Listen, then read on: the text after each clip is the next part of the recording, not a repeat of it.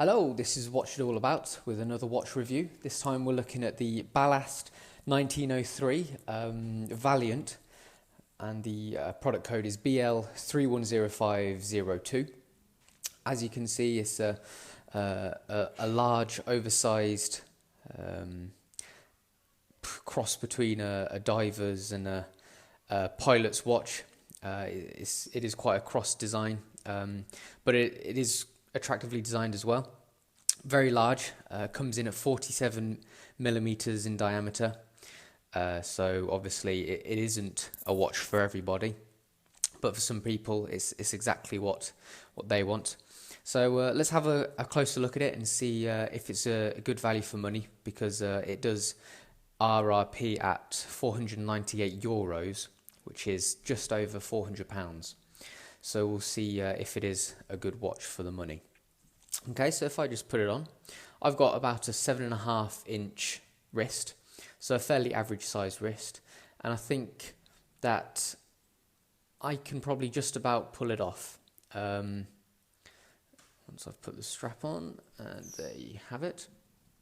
Obviously it is pretty big though. I've got quite a flat shaped wrist, so I think if you had a rounded wrist it probably wouldn't fit you quite as well, but obviously that's the style of the watch. It is oversized and big and brash, especially being that it's rose gold plated stainless steel case as well, so that definitely makes it stand out even more.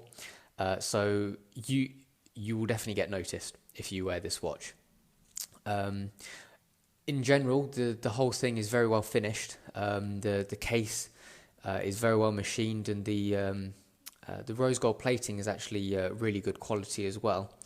I've had it for probably well over a month or so, and I haven't seen any signs of it getting rubbed off or anything, and I've been wearing it quite regularly as well, so that's always a good sign, because sometimes if it's a thin layer of rose gold coating, sometimes it can start rubbing off ever so slightly. So it's evident that it is a high quality the case and materials used, which is good. If I just take it off, we'll have a look at the case in a little bit more detail. So we have certain little design features here. You see the little holes in the corners, which is quite nice. Obviously, they don't do anything, but they look pretty good. I also like the lugs and how the strap is molded to them.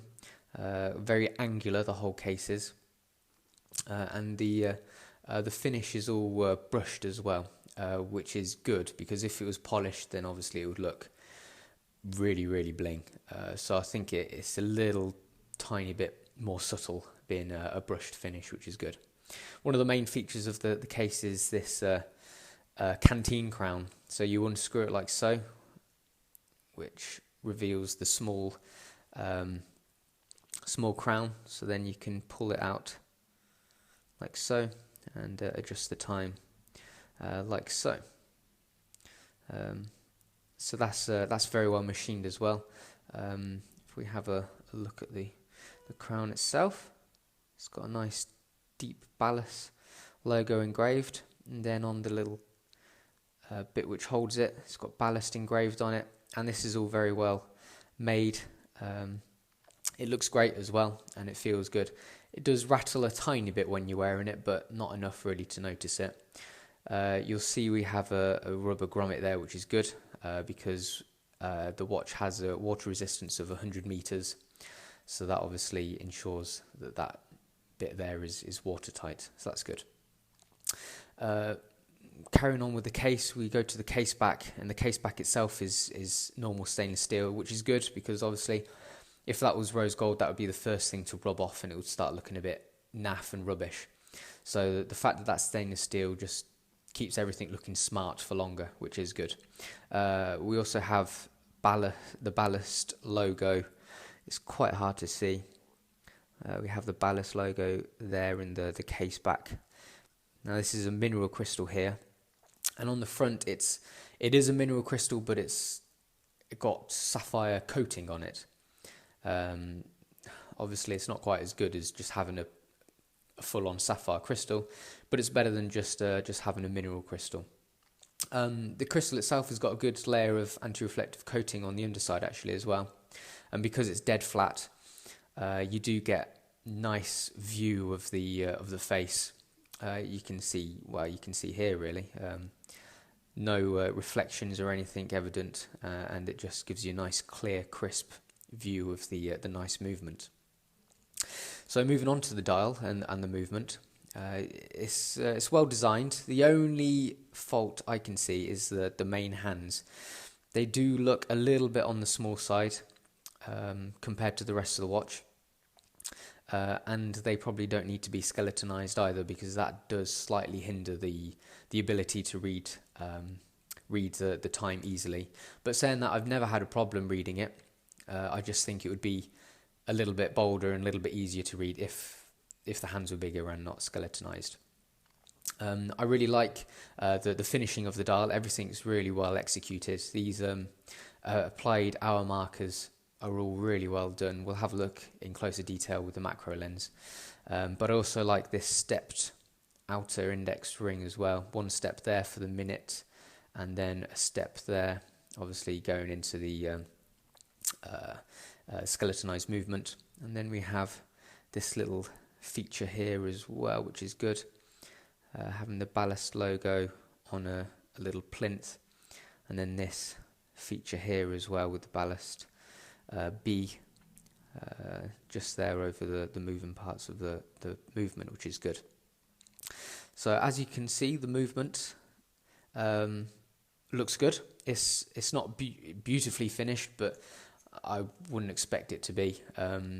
It's quite a aggressive looking watch, so if it was a really fancy movement, it probably wouldn't suit it very well.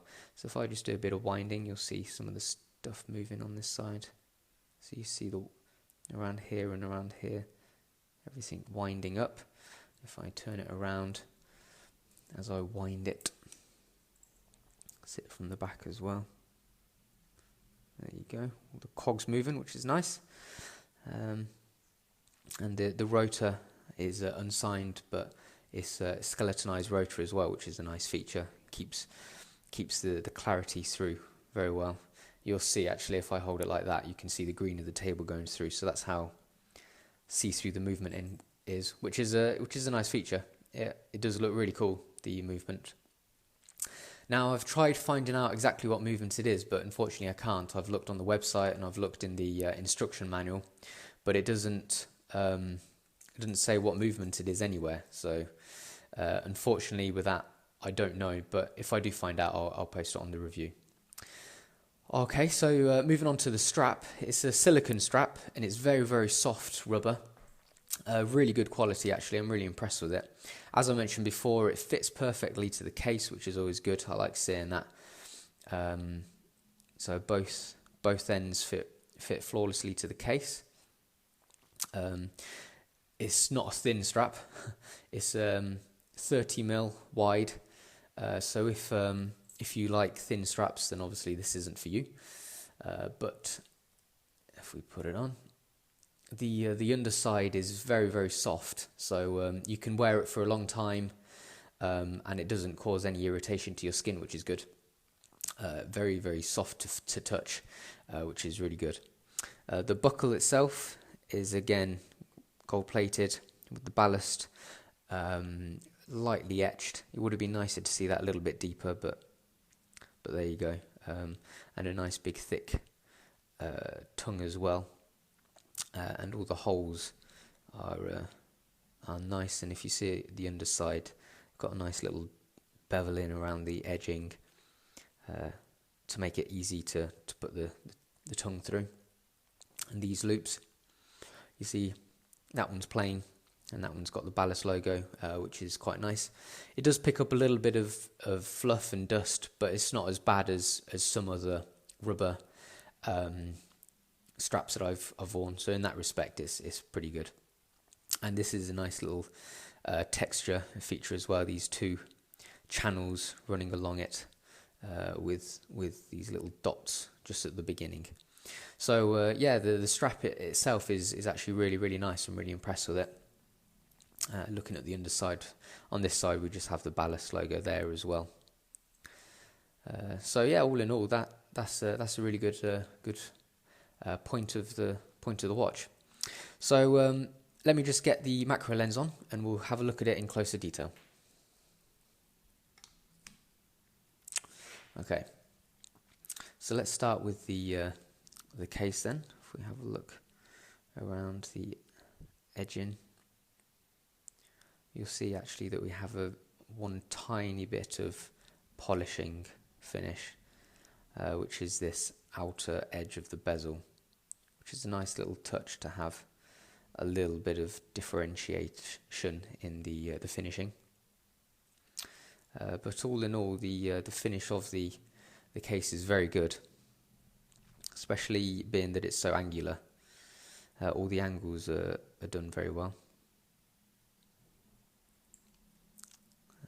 Let's have a look at this crown again. So this is the inside of the crown, and then this is the Canteen Crown.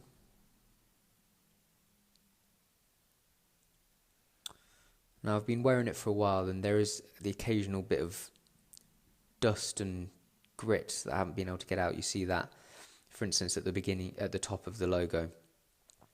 So that's a slight negative of this amount of detailing. It can get a little bit grubby and is hard to clean up. But this is a really nice little feature of the watch. I'll just put that back. And then if I move on to the case back, see the B logo there, and the stainless steel case back as well, with all the details around the side, quite lightly etched, though that's it could be a little bit deeper, slightly laser etched actually. Okay, let's look at the dial and movement now. Let me just change the date actually.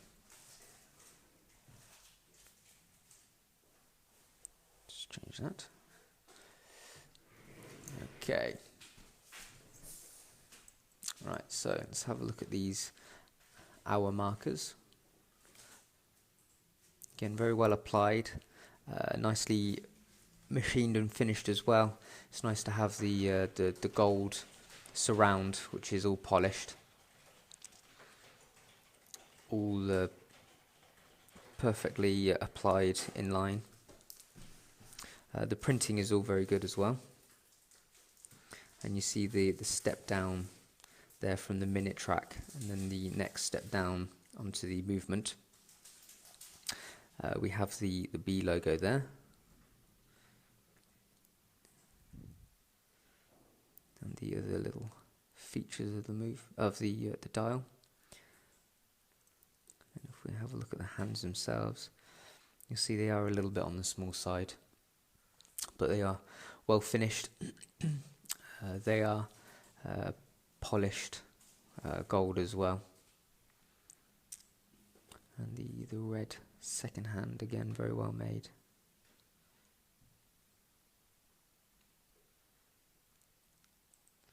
See the finishing, there is no real finishing of the movement, so it's quite industrial looking, which I think suits the watch quite well. So just a quick look now at the strap. See the edging there with the case is pretty much spot on, which is pretty good. And then here's the ballast on the loop, and also here's the etching on the buckle, which is reasonably deep, but could be a little bit deeper I think, but it looks good still. And here's the holes, and then just finally on the top we have these channels going down with the holes in at the top. Okay, so all in all, it is a very well finished watch. Obviously, costing around £400, you would expect that to be the case. Whether it's for you or not is really completely dependent on what you like in a watch. If you want something that's pretty out there and is almost quite brash, then obviously this is the watch for you. It's very large. The skeletonized movement is very attractive, but also the large oversized gold case is really what it's all about. So if it takes your fancy, then I would recommend it, because it is a very well made watch and it's nice to wear. It looks pretty good on the wrist as well, as long as you can pull it off. Okay, so that was the Ballast 1903 Valiant, and that's what it's all about.